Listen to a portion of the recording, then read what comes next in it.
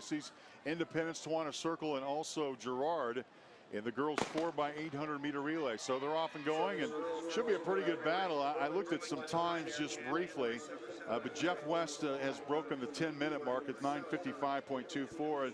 And I think it's really simple when you look at the team to beat. If you break 10 minutes in a 4x8, you are the team to beat. There's some pressure there that comes along with that. You bet. Jefferson West, Chapman is in there as well. So is Paola and Burlington. I think they're going to be in there as well. Abilene also, as you said, 9:49. We'll see how this pans out. Bayshore Linwood's gone 10:05 this year as well. So no slouches, that is for sure. And Baldwin, we never mention their name in track, do we? They're always there. Yeah, they're always come up with some great kids, and they could be in this fight too. Now, what is your thought about the lane assignments? You know, they always put the leaders to the middle lanes. Really doesn't make a difference in the 4x8, I can't imagine. Well, if you're going to be in the middle, I think I'd rather be in the middle outside. There's just so much less chance of something bad happening to you. If you're one of the better teams, there's no reason to get in a hurry to get yourself into the first lane and possibly get yourself tangled up with anybody. If I had to pick a lane, I would like to be out there probably about lane 6, lane 5. It would be nice if you weren't sharing a lane with someone, unless you can dispose of them in a hurry in the first 4 or 5 steps off the starting line. You just don't want to be in that kind of crowd. I'm seeing at least a dozen teams within 30 yards, 30 meters of one another. Abilene in the lead at the moment. Abilene with the Abby Barnes. Barnes gets the distinction of wearing bib number 1. How about that? I didn't know they had a bib number 1. You have your name starts with a B and your team starts with AB, and you go alphabetically. Then you're going to get the cool bibs. Savannah Stout is the third schedule. She's got number 7. So Abilene got the distinction of having the low numbers. In fact, 1, 2, 3, and 4, 6, and 7 on the state list as far as the numbers are assigned all belong to the Abilene Cowboys, and they're number 1 at the moment. But being challenged, in fact, there's a new leader in the 4x8 as we head to the second leg. Now they're crowded. This is our first exchange here. This is always interesting to watch here as they hand off from the first leg to the second.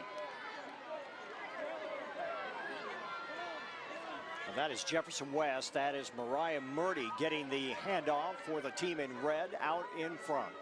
All right, nice job by the officials. See the officials hustle them off the track. In order. Hey, while this race continues, let's head down to Chet Copeland. You're with another state champion, are you, Chet? Yeah, I'm here with a 2-time state champion this year and a previous state champion in the discus, the state's #1 girls thrower from 3A Beloit, Sydney Johnson. How's it going today, and what's it been like bringing home 2 state titles? It's amazing. It's been a great day. It's awesome to see Beloit. We support each other in every event, and everybody was here to support me, and we're supporting each other, and it's just been a great day. Well, you've signed with Mizzou, the SEC at the next level. Beloit is known for throwing, but how does the SEC come to Beloit, Kansas, and find you? Well, he did see me at a big meet. I was at the Kansas Relay supporting for Beloit, and he saw me there, and then when he moved to the University of Missouri, he reached out to me. What's it like coaching Casey Seifert? He was a thrower in high school. It's awesome. He pushes me every day, and he just pushes me to be the best I can be. And it's fun to know that he did it too, and he understands everything, and he's just always supportive in everything, and he's awesome. Well, for the interview. Thank you very much.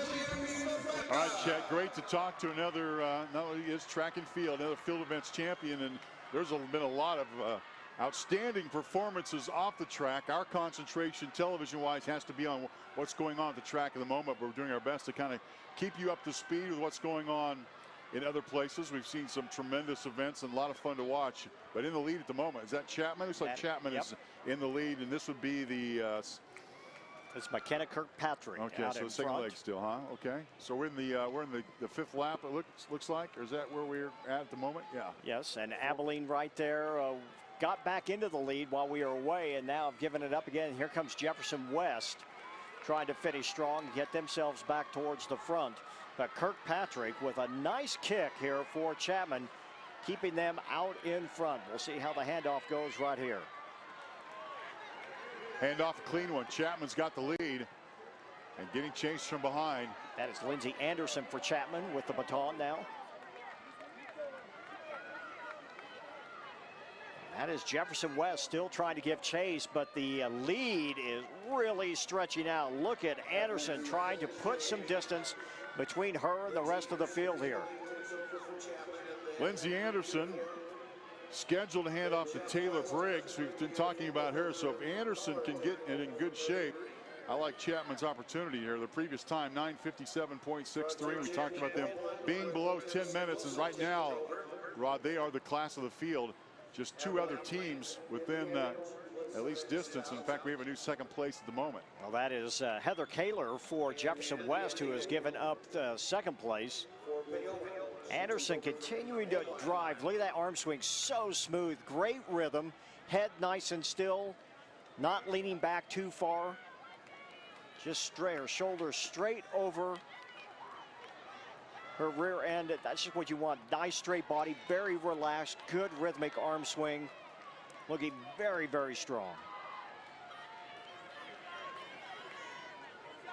Now Jefferson West has been able to fall back and then get themselves at least back into second place. Abilene right there in third place.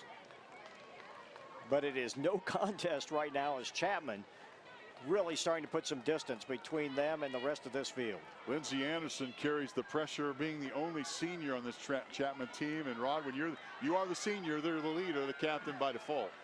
You sort of are. Yep. You are the one that is expected to keep nerves calm and keep the kids focused on what is going on. It is a young team, a senior, a junior, 2 sophomores and 2 freshmen making up the 6 runners on the card for the Irish. When it's all Chapman, although a challenge being made here, at least a little bit of a charge to close the gap. Well, Anderson starting to labor a little bit, and here comes Jefferson West again. Jefferson West with great kicks, but they're just not getting close enough to make a difference here. I think this is Heather Kaler, is it not, for Jeff It was West? Kaler. Kaler's really making a move here, but here we go. Anchor leg as we're into lap 7 of 8.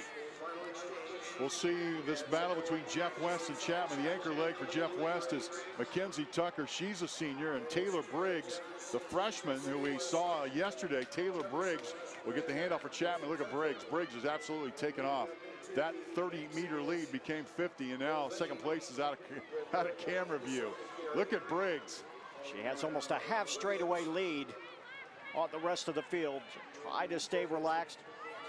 Hard not to get too excited and maybe go out too fast, especially when you have a lead. You really get amped up. And of course, for Jefferson West, no choice but to just chase.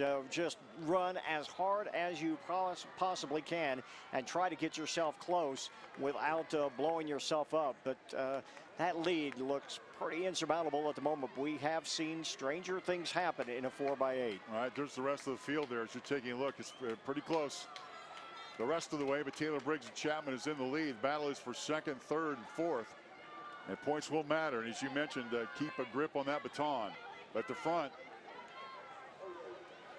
1 lap to go here for Taylor Briggs and Chapman.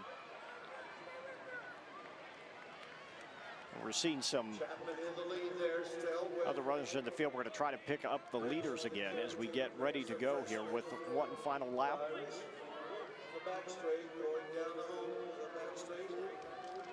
There you see it. That is Chapman.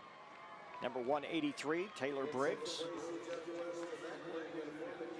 Briggs getting a little chase here, but I think that's a lapped runner, is it not? I believe that it is. Yeah, I think Taylor Briggs. Sometimes there can be some confusion toward the end of the race as the leader starts to lap the rest of the field, and that's the case here. But Taylor Briggs for Chapman, the Irish, well in front. We saw Jefferson West try to challenge, but now they are completely out of the screen. You see them coming up, just coming by the scoreboard now. 100 meters to go in this 4x8. Taylor Briggs trying to hold on here. Got plenty of room.